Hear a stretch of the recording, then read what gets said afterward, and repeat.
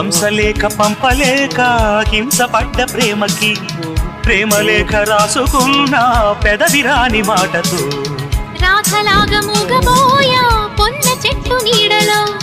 వేసవల్లె వేచి ఉన్న వేణు పూల తోటలో వాళ్ళు చూపు మోసుకొచ్చే ఎన్నో వార్తలు ముళ్ళు దాటి వెళ్ళసాగే ఎన్నో వాంఛలు అంతేలే కథంతేలే అదంతేలే శుభలేఖ రాసుకున్న ఎదలో ఎప్పుడో అది మీకు పంపుకున్న అప్పుడే కలలో శారద మల్లెల పూల జల్లి వెన్నెల నవ్వులు